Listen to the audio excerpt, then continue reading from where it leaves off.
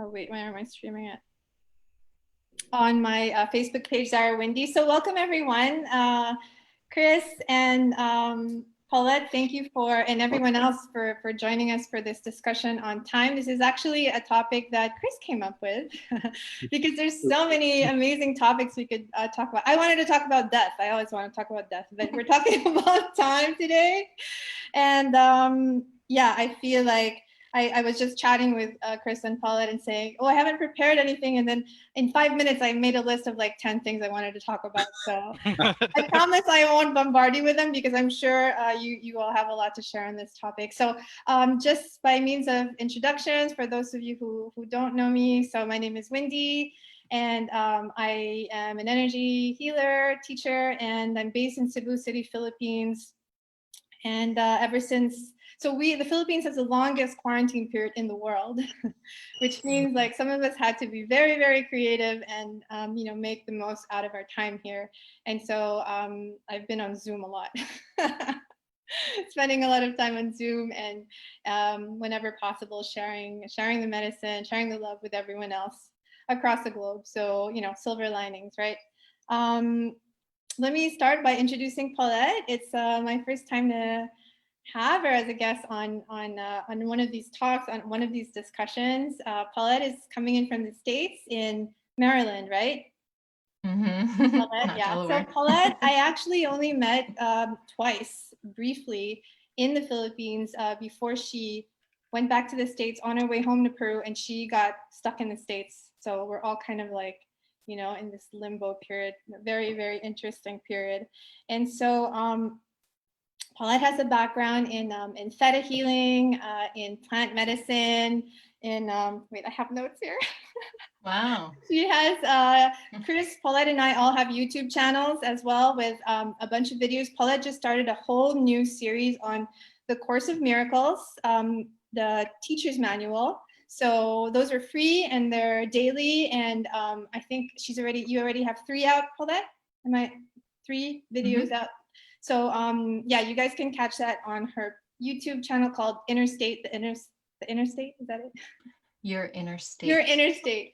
Yeah, so Paulette has a whole bunch of free resources online, podcasts, and other stuff that she'll share with us later, and I can put in the comment section. Yeah, thanks Paulette for being here. Thank you, Wendy. And then should I say something? No, you're just introducing. I was just going to introduce you guys and then leave the floor to you. So yeah, so Chris, I've worked with over the past 2-3 years already, Chris, doing meditation retreats. We had 1 retreat here in the Philippines, 1 in Thailand. So I love working with Chris. Great meditation teacher. And so Chris also has a YouTube channel. Lots of free resources, including his publications are available for beginner meditators, advanced meditators. Really, I always recommend them. And so those are on, is it Such Sweet Thunder, Chris, the YouTube channel? Yes, suchsweetthunder.org. Yeah, so that's the website and then the channel. And then Chris also started a bunch of podcasts. I know Paulette also has podcasts. I'm the only one who doesn't have podcasts for now. And yeah, so there you go. Maybe we can start with Paulette. You wanted to share something? Sure. Thanks.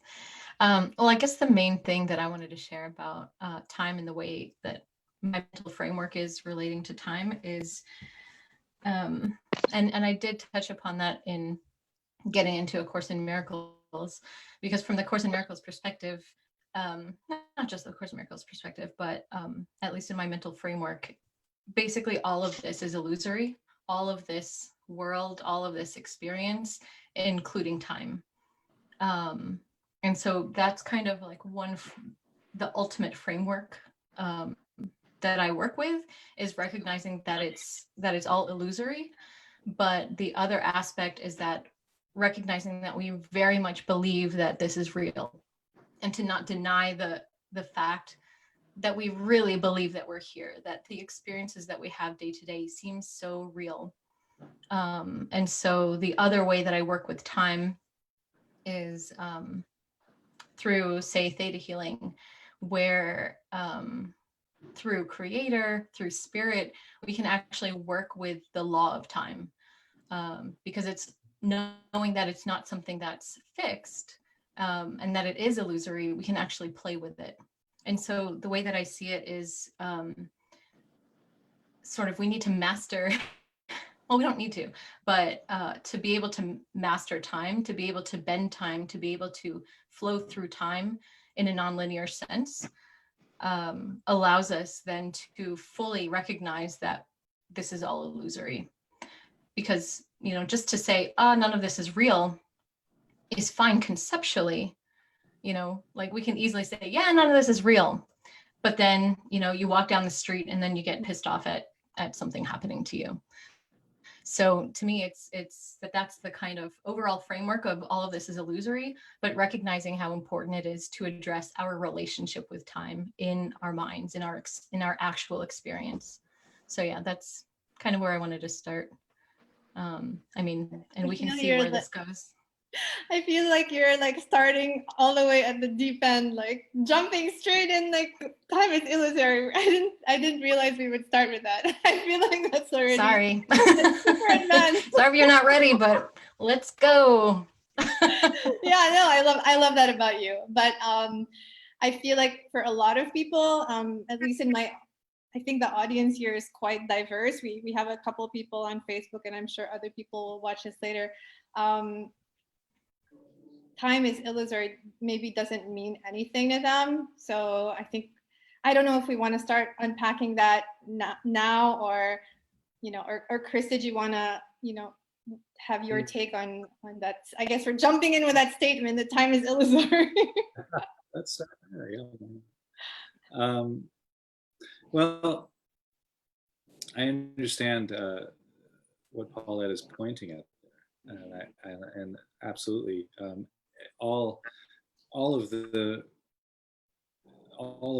material world, all of our experience springs up from void, and is inherently empty of any sort of meaning or definition or value, including time. But you know, that is difficult to grasp when somebody punches you in the stomach. You know, Yeah. You can't say, well, that's just an empty experience. You know, because pain feels very vivid and real, and so does, you know, this computer in front of me and the clothing on my body. The experience of time feels very vivid and real. Time is actually a great place to start in on the experience of emptiness, because it is so fluid, and because we all have a different experience of time. If I'm sitting here right now and having a really enjoyable Zoom session, this hour will go very fast. But if Levi is sitting down there, like, you know, having to go to the toilet and, you know, wanting to, you know, say, you know, whatever it is, the cat is chewing his toes off, the hour is going to go very slow for Levi. And so we since we can compare notes on that, we already know that time is a different experience for different people, depending on how we inhabit the present moment. So time is a really good entryway to exploring the emptiness of all experience, for sure. But yeah, what does that mean to the lay person, to the average person on the street? You know, because who's rushing to their day job, and or nowadays, I don't know, rushing to the next Zoom session. You know, what does that mean for people in general who don't have a contemplative practice? I think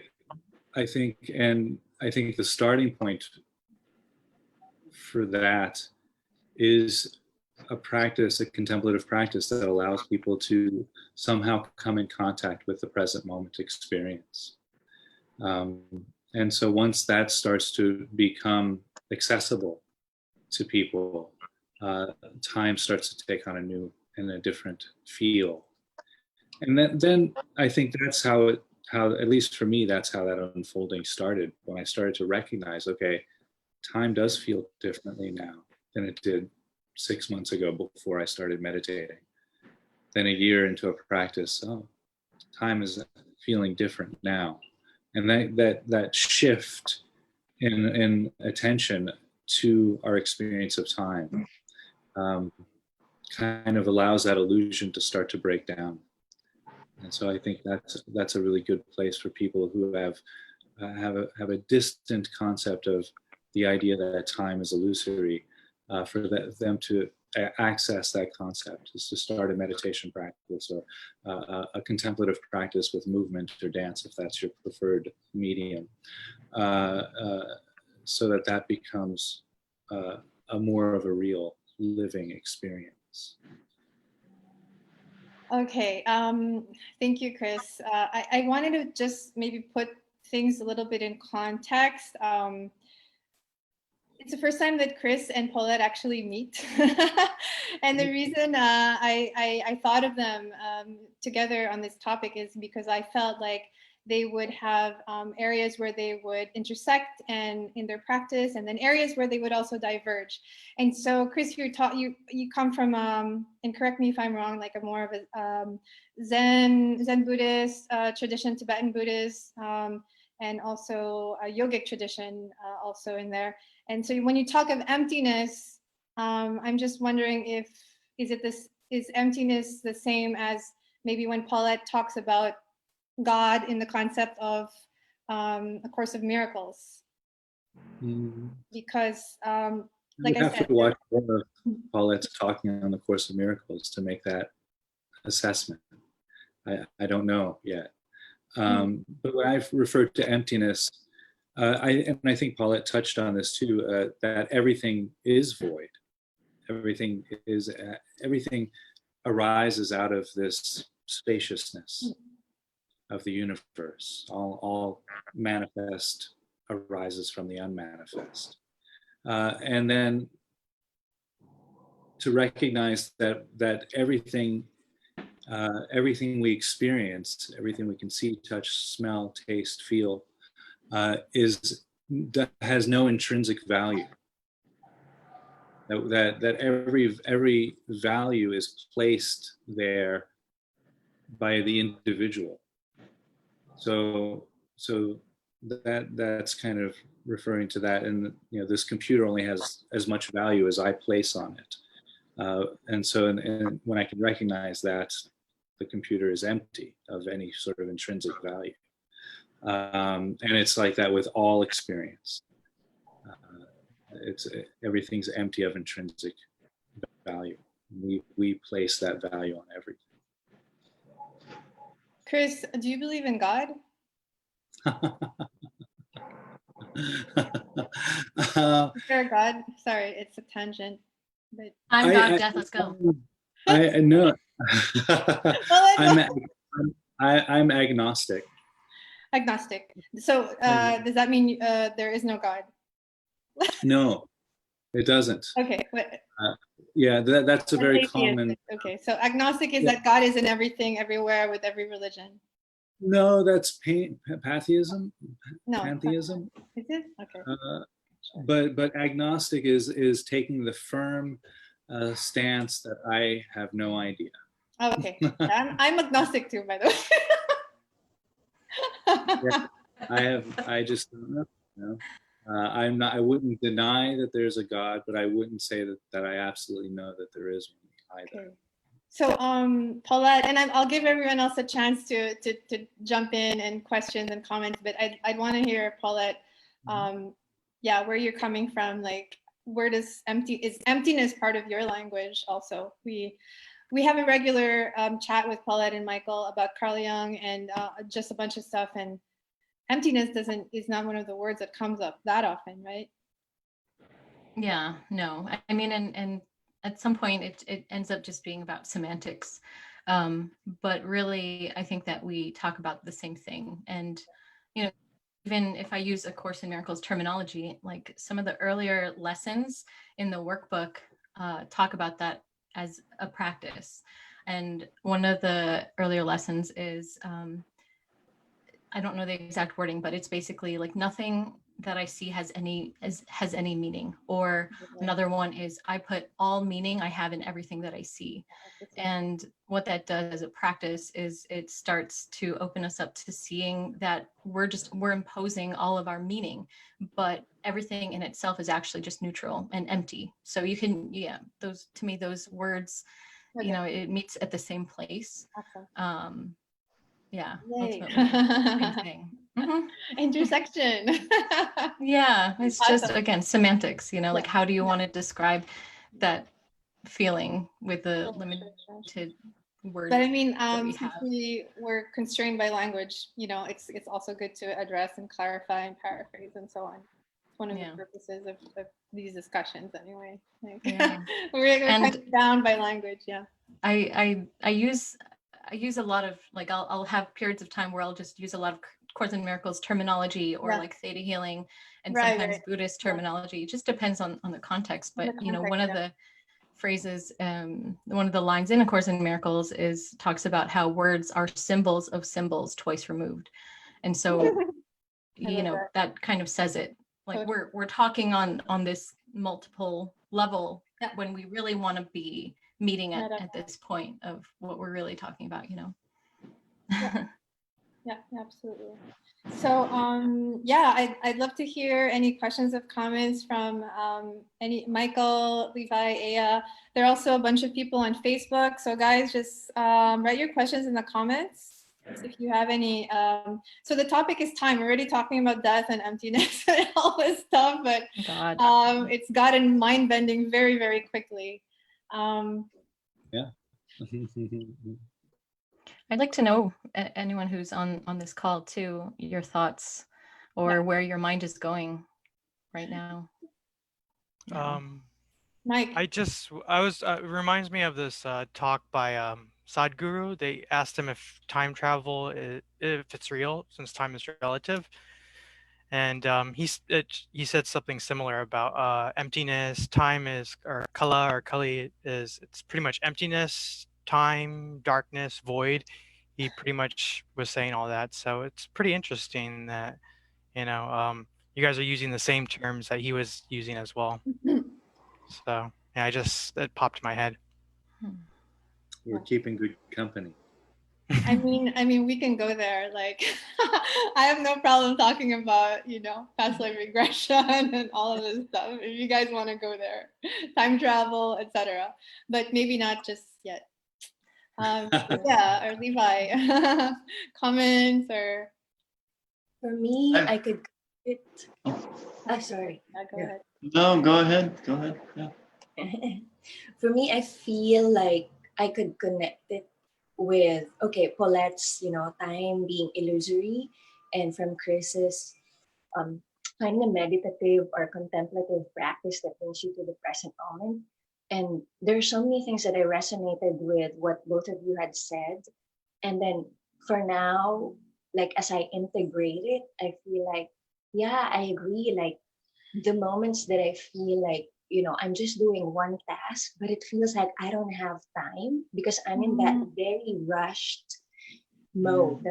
But it's so interesting because the moment that it's almost a mental adjustment and a shift in a feeling in my body to I could take my space, like it's again, because maybe it's my background is in dance and embodiment. So there's that sense of, like, right now, if I just sense my cells expand inside me and see that I have time, and like, this is the thing that I'm doing, like, even if it's just, chopping vegetables, it's like, like, this is meditation in itself, like just chopping it and being in that, in a place of sense connection with it. And then we have time, me and these vegetables, we have time. And then suddenly it's like, whoa, and then everything's over and I'm already eating. It's like, oh, it's only 9 p.m. But a while ago, when I was in that state of rush,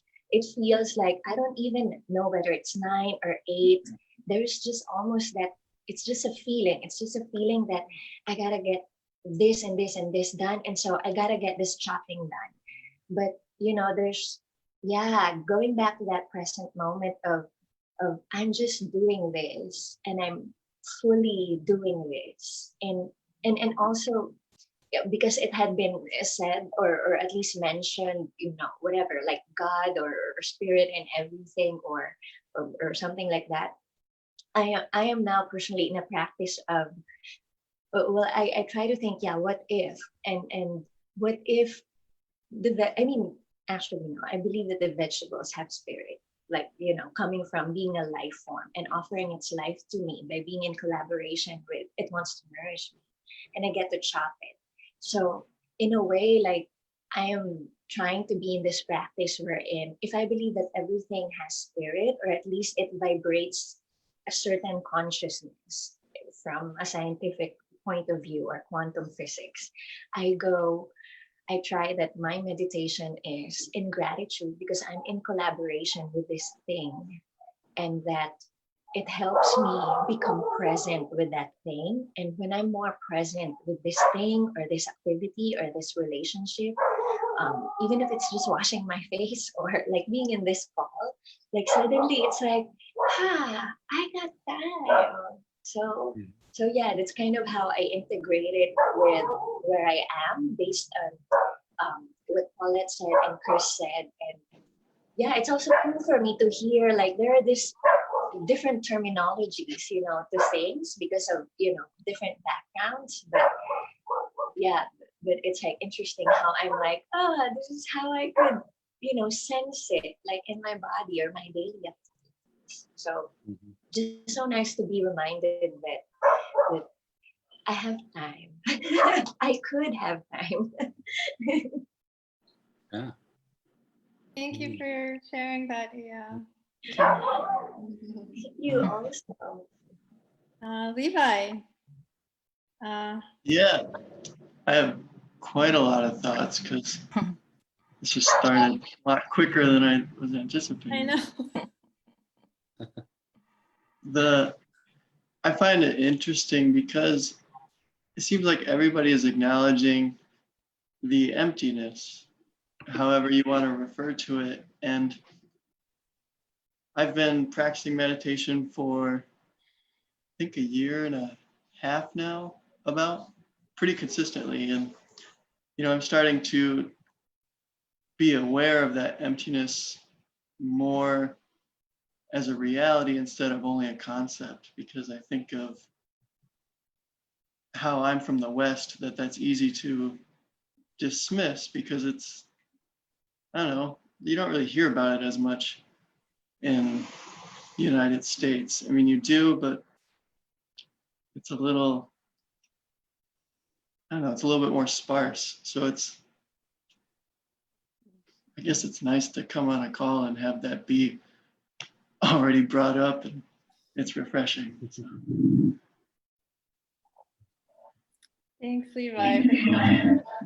Yeah, I want to say that time is really seems different in different parts of the world somehow. And it makes sense that if it's a construct, then the environment and the energy of the place and the people and their mindset will affect that or affect our relationship to the construct of time. Yeah. Do you guys want to address either one of those things? Otherwise, we have a question on Facebook.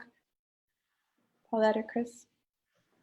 I could, but I'm curious what Facebook persons. Yeah.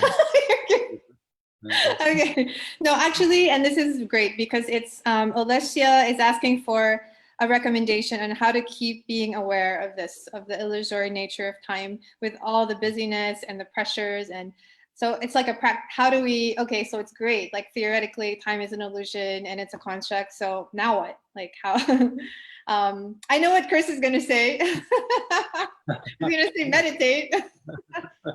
But yeah, I'd love to hear what you guys, how can we be more aware of the illusory nature of time. Paulette, do you want to start on that? You first. Okay. So polite, you guys.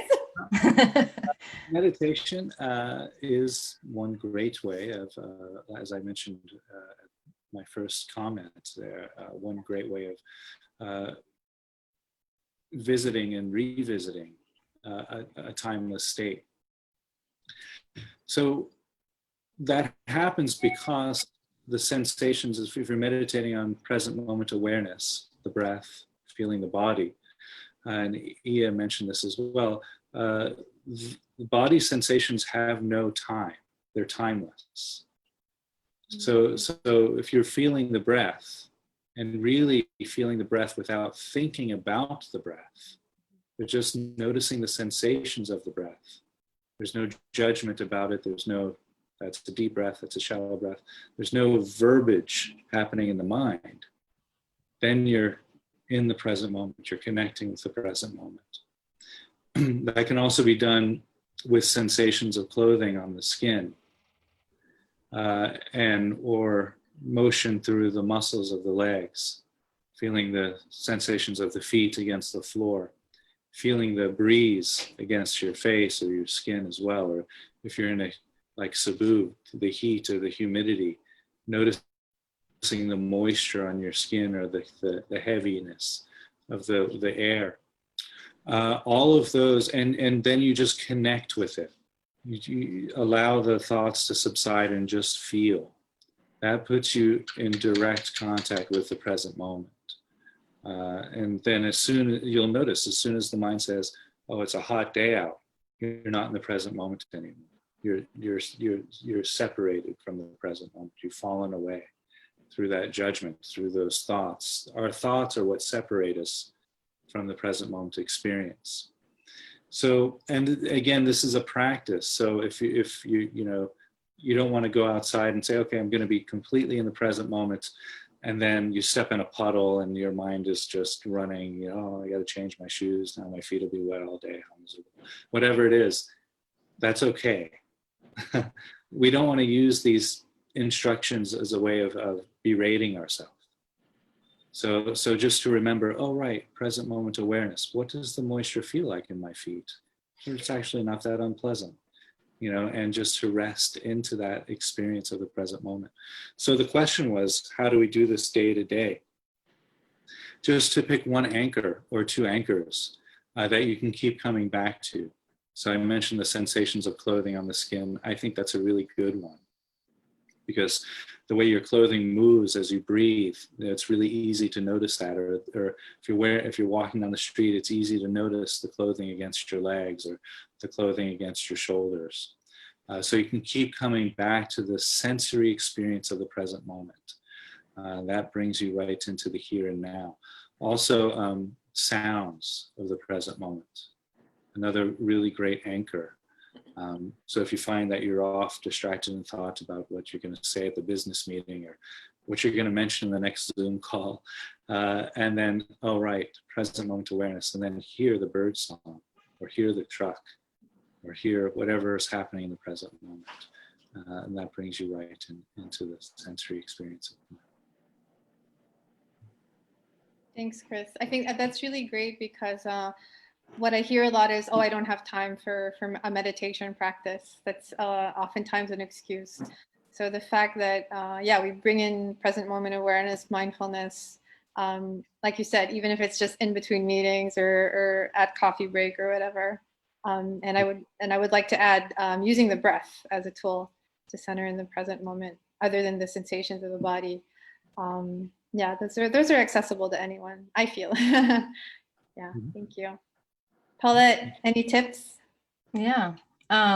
Well, meditation is also my answer, but the form in which you find yourself in a meditative state doesn't matter, and that can be different for everybody, and people are motivated by different things. Like, for example, I'm talking a lot about Course in Miracles these days, but the workbook they're basically daily contemplative practices. Like the idea of it isn't to understand it as a concept, but to actually like integrate it and practice it. So it has a meditative practice component, or like theta healing, which is another modality that I work with. Basically, you're in a meditative state, but the way that it works is you're working on changing beliefs and working with people one-to-one or with yourself. But the motivation might be for somebody to change some pattern that they don't like anymore. But in practice, it ends up being that you're in a meditative state for an hour. And then as well, I wanted to mention, if you know Thich Nhat Hanh, who is also a Zen Buddhist, I went to one of his retreats in France some years ago, and one of the most amazing things that I learned from him is how to be in meditation in everything that you're doing, to be mindful in everything, that it doesn't have to just be meditation, doesn't necessarily mean just locking yourself up in a space where there's no sound, but how to actually live that. And there's so many ways, like in the practice of being there, it comes like you meditate while you're showering, you meditate while you're eating. Like they have a rule of the first 15 minutes when everyone's eating together of silence, so that everyone can just be more present. And so it's like having your own sort of kit, or your own tool bag of how you can get yourself to that state of being in the timeless present. And for everyone, it's different. I'm finding, as I'm starting this series of teaching A Course in Miracles, that's my practice. But for some it might be movement and dance, but it's whatever is taking you to the timeless present. And for some people it's sports, like they'll go on a long run and that gets them there. It doesn't even matter, but just to know yourself and know what you need to meet yourself wherever that is. Yeah. And I just also want to appreciate the fact that we are right now joining in the timeless timeless Zoom space. Yeah, and what Levi had said before about, in this country, I'm also in the US right now, where there's just a lot of sound, there's a lot of action, and there isn't so much space that's created in between those things. And it reminds me of, I think there's a book, Drawing on the Right Side of the Brain, and something that I learned in art class that I took many years ago, where it was about paying attention to not just like the shapes, but actually the space between the shapes, and just allowing ourselves to focus more on that, on the space between, the breaths between what we're actually saying, or the space between our thoughts, that can actually lead us more into creating in our minds more of this timeless space. Yeah. Thank you. I think it's an interesting paradox that people are always, they feel like they're running out of time, or always chasing more time. I mean, we see that a lot. And then, so oftentimes people think that multitasking is going to save time. So they're going to have lunch at their desk, and they're, doing their, whatever, they're eating, and then they're doing their emails, and then they're listening to a podcast. And so they're multitasking, and they're like, whoa, I'm hacking time or something. Whereas the opposite is actually true. And to what you guys are saying is like mindfully having a meal with and I'm guilty, like I'll watch Netflix while I'll have my meals and stuff. So, but even just stopping that is already slowing down time, and being connected, like Ia was saying, connected to her carrots when she's chopping. It really bends time. That's a beautiful way to bend time. I also wanted to share, so definitely meditation, of course, will affect that. But personally, I want to say that I felt the reality of that sentence, that time is a construct and illusory. I felt that, like I integrated that in my body with 2 practices, or maybe 3. One is inner dance, which is similar to shamanic journey. And shamanic journey, it's like a state, for those of you who aren't familiar, it puts you in that kind of semi-conscious state where you can kind of travel through space and time. And so this is like just with suggestion and relaxation and sound, right? So sound healing, shamanic journey. Inner dance is an energetic medicine that is from the Philippines, originally from Palawan. And during one very powerful session, I actually literally saw like timelines superimposed like an accordion. I was like, whoa, this is so trippy. And this was like, just with the music, just with the energy from the music. And so that's very powerful. Sound, shamanic journey. And I'm sure Paulette can talk about this as well. And the other thing I want to talk about, which is a little less accessible, is plant medicine, right? So there's some plants that also, because everything drops, like the veil of illusion drops, and then you're connected in a way to timelessness that I haven't experienced through meditation. But maybe my meditation practice I haven't permitted to myself to go deep enough with just mindfulness practice. But I did want to share that. Yeah, if that's helpful. Okay, welcome Daniela and Idan. Idan actually had a comment and a question on Facebook, so I asked him to come over and just say it himself. Reveal yourself. He's on mute, though. I don't see him either. Hi Idan, do you want to ask your question, or are you being shy? Okay, I'll give him a moment to settle in. Paulette, do you want to just maybe briefly address the role of entheogens and time bending? Yeah, I think it can be a really good stepping stone. Like all of these practices that we've talked about, they're all the tools or the stepping stones that we need just simply to be present. And I've experienced a lot of plant medicine, as we have talked about, but other people might not know. But I'll just share one experience that I had once.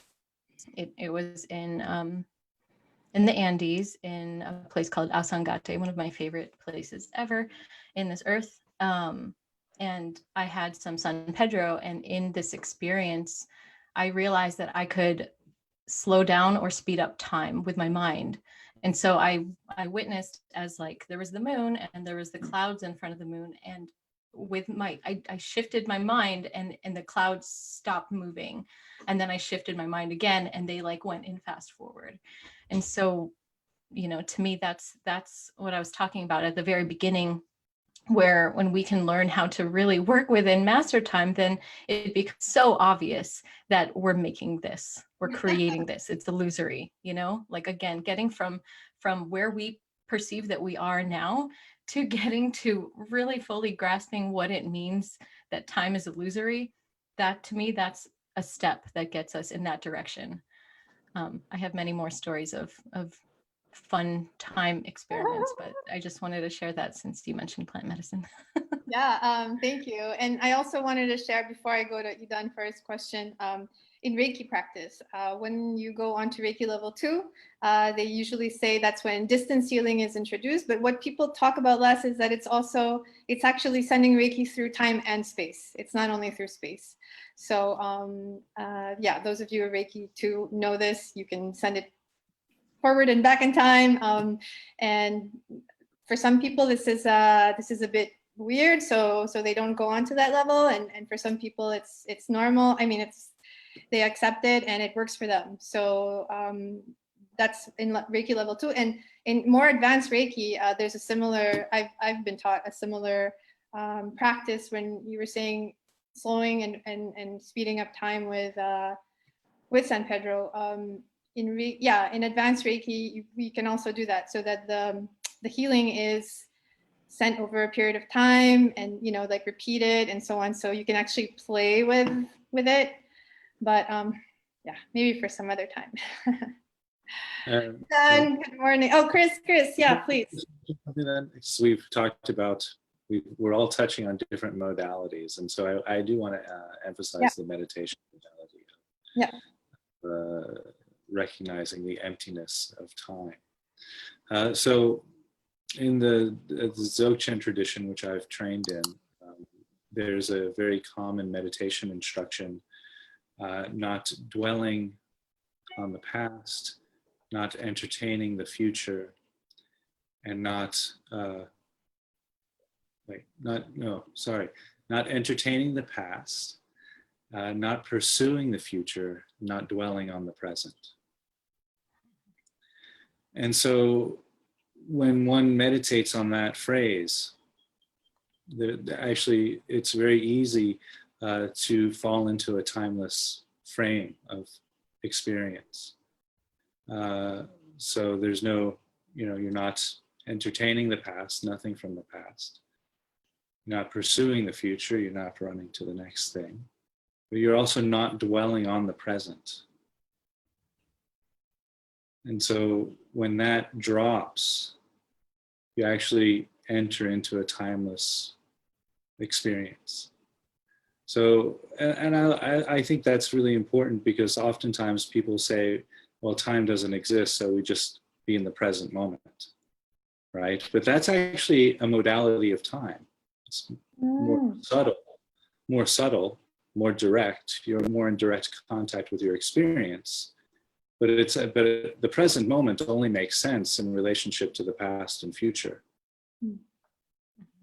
So when you can drop that, then you really do experience the timeless nature of reality.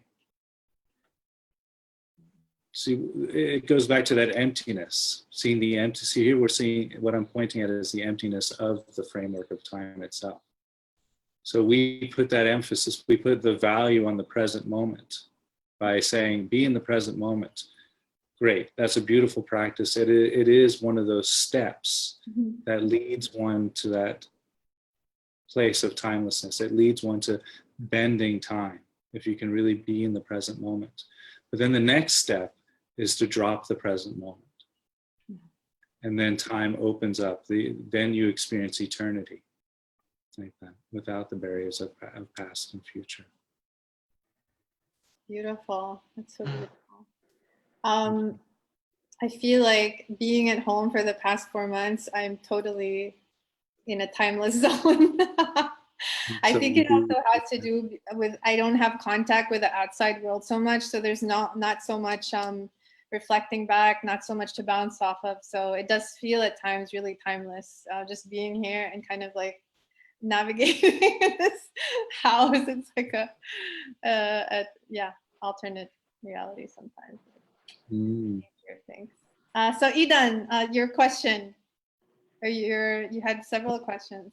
No, sorry, I wasn't here I had another call, so I didn't watch it from the beginning, the videos, but no, it was just comments, just my opinion. So it wasn't, I didn't have any question. But with the Reiki, what you said, I remember when I learned a bit of remote viewing, that it's the same. You can go to the future and you can go to the past, because like in another dimension, everything is like a process. It's not a past or future or past. It's only on the physical level we experience those. But no, it wasn't a question.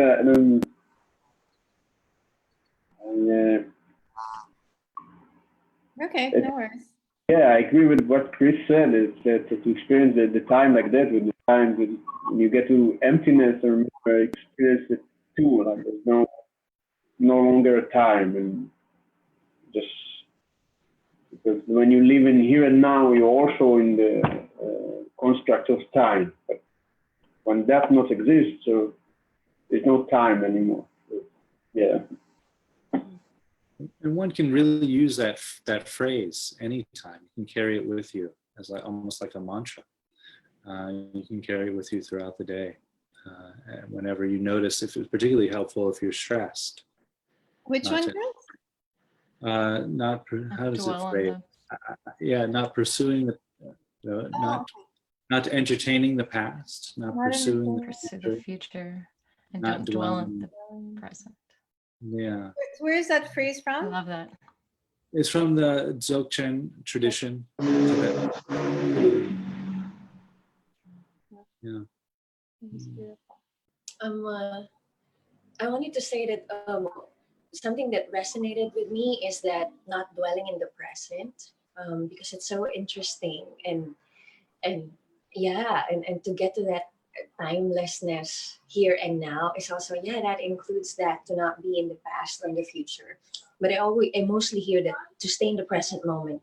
But it's so nice to hear that it's also good to not dwell in the present moment. And I feel like I'm connecting this with, Wendy and Paulette's plant medicine and my experience also with plant medicine. I feel like when I was trying to make sense of it, especially afterwards, I feel like it connects me so much in the present moment without dwelling in it that a lot of like the energy centers in my body just open up. So open up to visions from different timelines or a different realm, opening up my body and my energy centers to a sense of play or a sense of creativity or even a sense of wisdom. And so visions are heightened or ideas, or suddenly there's a sense of I suddenly get up and move, and for what feels like hours on end, and moments of this is not me, but this is me. So those moments of I'm both the dancer and the dance, but it's because of that non-dwelling, and there is suddenly that ability to, I wouldn't, maybe for some people it's time, they could call it or categorize it as channeling or time traveling or doing the healing that's really mystical or divine or out of body in our experience. But what I could sense now is it could be called many different names, but that there's so much, for lack of a better term, for me, magic in that not dwelling. And it's also interesting because you guys said, and also Paulette, like meditation, but different people have different motivations and what works for them, what kind of meditation works for them. But now I'm seeing the value in whether that's seated meditation or meditation while chopping or while walking or just eating, or meditation that gets you to that space in the form of a plant medicine or psychedelics or balancing or centering the chakras and opening your energy. Suddenly, it's this nice, sweet, magical spot wherein you could be in collaborative experience with things that are mystical or mysterious. So I like it, guys. Thank you for reminding me to not dwell in the present, even though it's a beautiful moment. It's like, okay.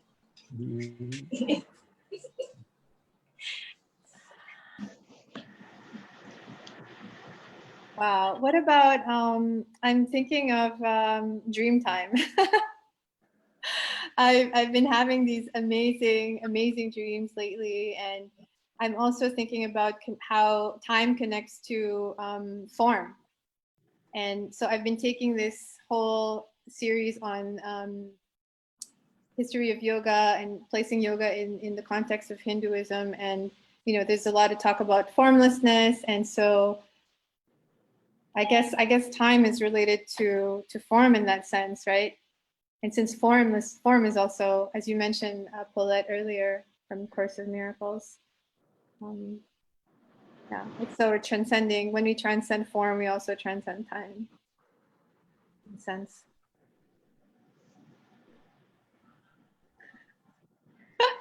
Everyone's like zenned out. Kind of. Was there a question there, or you were passing it to somebody? No, not necessarily. Not necessarily. It's just, yeah, not necessarily.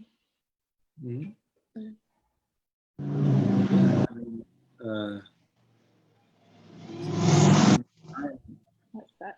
I think from a Buddhist perspective, anyway, time is just considered to be another form. Exactly. That's what I meant. Yeah. Yeah, yeah, and it is whether we're experiencing a dream or whether we're experiencing life in real time, or our experience of that is coming from us. We control that experience of time. So if we're in a rush to get somewhere, if we're feeling that, our body responds in that, with a hormone adjustment and with a fluttering of heart and platelets and so forth. And if we could be in the same, going from point A to point B the same way, but with a totally different experience of time. And so it's really comes down to how we interpret whatever it is, whatever experience is arising at that moment. I'm getting a sign that says my internet connection is unstable. Oh, I can hear you're still there. That was clear for me, at least. Good. You can thank me or curse me later. Sorry. No, it's okay. Go ahead. I mean, what I'm really getting, and also for the benefit of everyone, is I'm getting just the image of water and how just it's more helpful for us to focus on a flowing relationship because we do live in 3D, and so we do have to manage somehow time. We otherwise we wouldn't be able to have the Zoom call and so on. So it's really a matter of being more flowing like water. That's what I'm getting. And then the form is like the rocks and the bedrock and all that. And so I even find it more helpful to just cultivate a more flexible, loving relationship to time rather than like forcing it into a shape and even saying time is illusory. Like I just feel like a lot of people maybe can't. It took me a long while to connect to that on a like a deep, on a cellular level. So yeah. Yeah. So since there's people in the Philippines, I grew up on Filipino time. My mom's from the Philippines. Oh my God, the worst. And growing up in the US, which does not work on Filipino time, and also living in Japan, which is like the complete opposite. So and when I think back to a lot of my relationship in this experience as Paulette in the earlier years of my life, and even still sometimes now, a lot of the feeling that comes with time or feeling behind time or behind schedule or something is a feeling of guilt.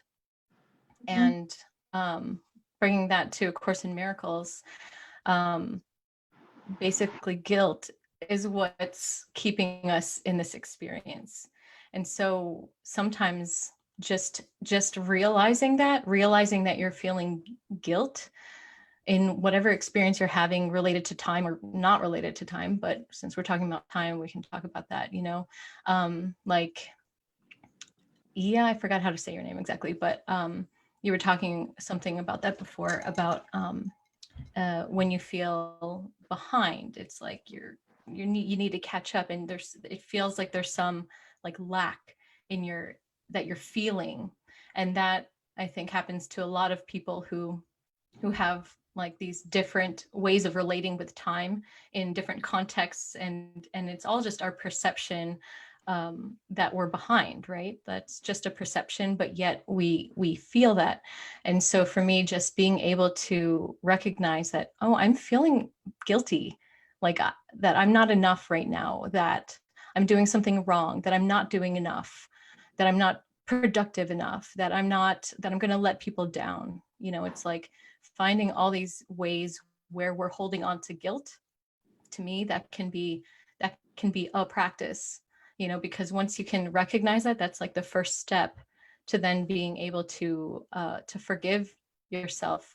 And then that doesn't become a barrier to just being in the present, and knowing that being present is just a step to get to the timelessness. But I'm just trying to relate it more to our everyday experience. Yeah, thanks for that. That's really good point. Like I said, actually Levi brought this up, differences with how we relate to time in different cultures. And also on the flip side of guilt, Paulette, that you mentioned, I wanna say judgment. Like personally, I also grew up in the West. I moved to Cebu from Switzerland, you know. So, so I had a lot of judgment and emotional charge around time and people showing up late. Like I'm the type of person who shows up 10 minutes early to a meeting, you know. I mean, I'm kind of chilled out in that respect, but for a long time, I had so much judgment about like, you have no respect for my time and it's so valuable. And like, you know, I thought it was immoral to be late and disrespectful. And so I've managed to kind of relax into the island mode. I still get triggered if people are half an hour late, you know, for like a 1 hour thing or, but yeah, that's a really, really good point. Thank you. Interesting. I just wanted to share something quick from the perspective of I was born and raised and grew up and worked my whole like adult life in Manila, which is like the city center of the Philippines. And yes, we do have, you know, like culturally like well spread. When you say Filipino time, Filipinos are mostly late, always late, an hour late. And you know, there are even like stories of like 2 hours late. And it's interesting because from my background, I was 7 years old into a dance ballet scholarship. And you know, it always starts on time because it's rigid. And we could say that ballet is one of those like Olympic level of dance. So it really uses, or at least for something wherein you're going to mold your body to serve an art form. Hence, it has to look a certain way. It has to, you know, be for that excellence. And so time is really managed well, or it's an important thing. If I'm late at 7 years old, I'm late by 5 minutes, I'm not gonna get a scholarship. And so it was this rigid training that I would say worked to my advantage, that, you know, like I believe that we have to be on time and it's respect for people's time. Like time is important. And it's so interesting. You know, I so resonate with you, Wendy, when you were like, flowing like water. And I've been so drawn to water, and I've also been so in tap and attuned to my very feminine aspect, which is a lot of flow, especially in the last 7 years of my life. And I thought that was a very healing practice for me as someone who was raised in a very masculine aspect, or on the flip side, patriarchal constructs of how I should be, how I should look. Because again, I was raised in that, you know, art form and art world wherein there's so much criticality and excellence, and to be driven and to get to that standard of excellence, we have to work with the concepts of time and money, or what is valuable from a societal point of view, and how your success relates to that. And just, you know, last year and also in the last 3 months, I moved to the islands, and I'm here now based in an island called La Union, and it's in the province of the Philippines. And it's so true, like it's a very different concept of time. And just as an observation, and you know, this is a generalization for Filipinos, but you know, since way back, we are island people. We have like 7,000 plus islands. We are surrounded by water and so much natural resources. And now there's a shift in me when I see especially the locals here, and it's like you're just really, you're held by this big body of water, and you're held by the relationships that are like so like chill, and we just get to talk, and everyone gets to talk and eat together and chill and talk about our feelings or talk about our day. That yeah, the concept of oh my god, like we missed it, we're 30 minutes late, now let's walk to that party. You know, and suddenly there's a shift in me. It's like you know, like it's the environment. The environment is a big thing. And that sense of, yeah, like what Chris said, like when you're enjoying yourself, you kind of miss the construct of time. And then the other thing that I got from like when I was listening to Paulette, and your words were like to master time. And I suddenly realized, okay, like what if we are all big bodies of water because we're like 75% or whatever more liquid and water. And so it's natural for us to flow. But because we have consciousness, there's almost that sense of, I'm here and I'm flowing, but I'm conscious that I want to become more meditative. I want to become more aware about meditation practices. And so like I'm gonna attend this 1 hour, 2 hour thing that talks about time on Zoom. So it's like I'm as a body of water because I desire like it's normal for me to like to desire and to become. I'm gonna attend that and use and make time for that. And it's like, wow, yeah, I also agree that I grew up being guilted about this is how time should work, and you have limited amount of time, and so you should do this, and be guilty when you're not at par with those structures. But now there's that sense of I have control as this big sack of water. Whenever like I'm also like aware that I don't want to like I'm not dwelling this present moment, but I'm present. But since I want to also become and like try out being in that different container of I want to delve deeper into meditation or meet other people who are in same interests, then I'm gonna make time. Then I'm gonna use that construct or structure of time to my advantage as also this water that has consciousness and is, wanting to also evolve. Okay. Thank you so much. Thank you, Aya. Thanks for joining. It's already 11 o'clock, but if you guys want to stay on, I'm free to continue. If you have to go, thanks for joining us. Yeah, this makes me think of I've been doing a lot of work with divine masculine and feminine. And I just thought to myself the other day, since I mentioned it's been a bit like formless and timeless, I've just been flowing with my schedule here at home for the past 4 months. And I realized there's so many things I want to do. Like I'm reading like 6 different books. I'm doing these courses. There's so many things I feel like I don't have actually time in 24 hours to do. So I was thinking, oh, I'm going to set a schedule, like, 1 hour to read this book, 1 hour to read this book, 1 hour. So my point being that time and form is actually, is for me, it's like it's masculine energy. And then flow and water is feminine. So, so each one of us has these 2 aspects to ourselves, right? Like yin and yang, masculine, feminine. And then we're constantly in that dance of balancing them, honoring both of them, making space for them, and then adjusting if we need to, when I'm falling too much into yin or sometimes my judgmental attitude with time is also my overcompensating because I'm too flowy in some areas. So it's really interesting to see ourselves in that whole framework of time versus masculine and feminine, time being again masculine. And so yeah, thanks. Does anyone else? Chris. I want to add just piggyback onto that theme, that when one inhabits a timeless experience, that doesn't inhibit us from creating things, but from manifesting things. In fact, we actually become more effective at creating things or manifesting things or doing things, because we're not weighed down with our concerns of the future or stresses or anxieties from the past.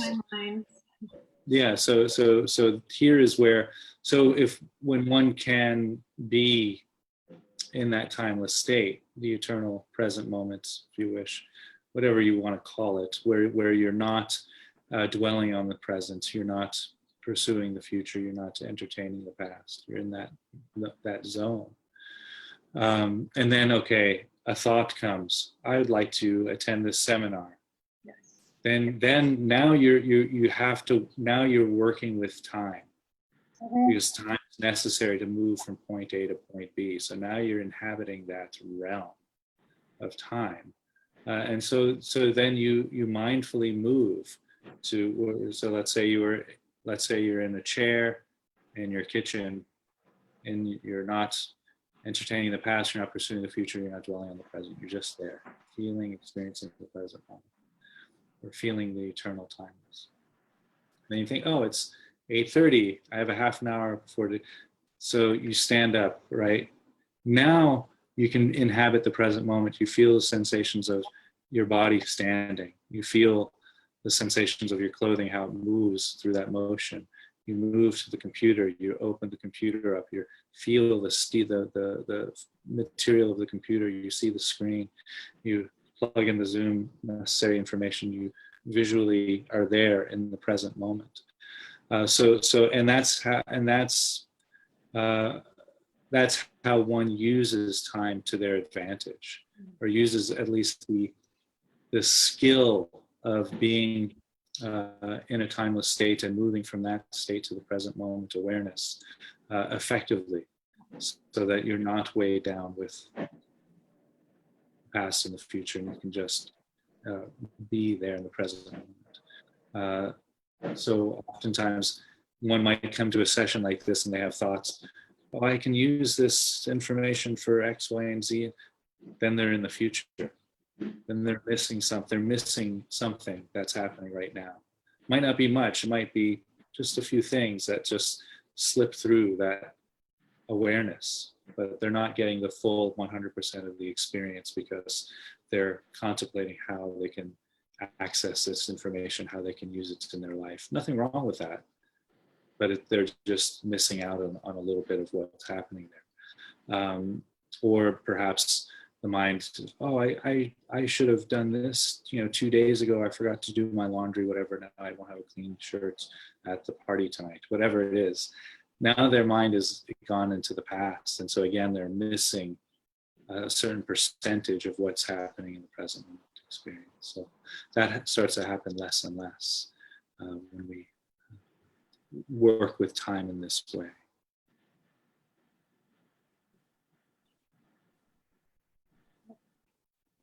Did I just do a mic drop? Sorry. Yeah, so thanks, Chris. I could go on and on.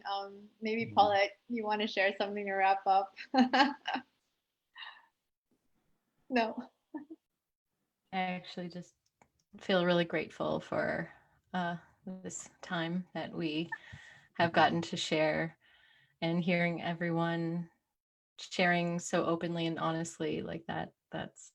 Thank you. It's beautiful. Yeah, thanks everyone for joining. Again, I want to invite you guys to check out Paulette's YouTube page at My Inner State, where she has a new series on the Your Inner State. Inner State. Oh, we'll write it down. Whole new course videos on Course of Miracles, the Teacher's Manual. And then, of course, Chris. Well, I'm doing the whole course. It's just I'm starting with just the Teacher's Manual. Wow. Okay. The whole So thing. Over like 3 Over years. 1,000 pages. Yeah, at least 3 years. But time is an illusion, so it doesn't matter. Awesome. That's so cool. Yeah, thank you for doing that. I look forward to that. And of course, Chris still has, I think, bi-weekly Facebook Live meditations. Chris, is that correct? Yeah, Mondays and Thursdays. Mondays and Thursdays. Yeah. And then all of his meditation videos are on YouTube and on his website, such sweetthunder.org. Is that correct? That's right. Yeah. I did my homework. Yeah, and then of course some of my videos, I already have several talks with Chris on my YouTube channel, Zara Wendy. And then actually, Iya, would you like to invite everyone to, you have an upcoming course, right? Yeah, I do. It's called When She Comes, an emergence of the goddess within through dance and song. It's a 3-month program, just once a week Zoom calls, but basically each session has a theme per month and has a theme per session. There are embodiment exercises, mindful movement, singing and chanting, storytelling. But yeah, we speak about and we also embody that goddess consciousness. We're in, okay, so how do we get into that state of love and clarity and joy and also, yeah, a lot of usage and embodiment of the present moment while we're in the middle of a pandemic, or your skin is breaking out, or you know, like we live in such enclosed space with family issues or lover issues. Mainly this is for women. I'm being called to facilitate this for women. So if you feel like you have women friends or family members whom you think could resonate with this practice, I would love to be in touch, and I would also love to add you all on Facebook and, you know, subscribe to your YouTube channel. And just, wow, Wendy, thank you so much for this. This is such, I'm gonna geek out on the words that, you know, that we've shared and the time and energy we've shared. So thank you. Thank you so much. Mm. Yeah, finally, I Thank you, wanted to Wendy. invite you. I have 2 ongoing courses. Tomorrow we start our second run of the 8 limbs of yoga for daily practice, which Michael and Idan were part of the first one. So it's a 7-day course. We go over the 8 limbs of yoga over 7 Zoom calls, and it's a really fun course that we really go deep and, you know, build community, build sangha. And this is actually something that I would say is really, really important. It's not necessarily related to time, but in our spiritual practice, this is, I think it's really, really important to find that. So that starts tomorrow. And then I've been doing a series called Journeys Through the Chakras every Wednesday. And so this week we're doing the throat chakra. So yeah, we might be doing toning maybe. You're welcome to join that. And then on Saturday, I'm doing an intuitive tarot course if you guys are interested. So that's all on my Facebook page as well. And again, thank you for joining me. Have a beautiful weekend ahead. And I will see you guys soon. Bye. Thank you, Wendy. Thanks, everybody. Thanks, Chris. Thank you.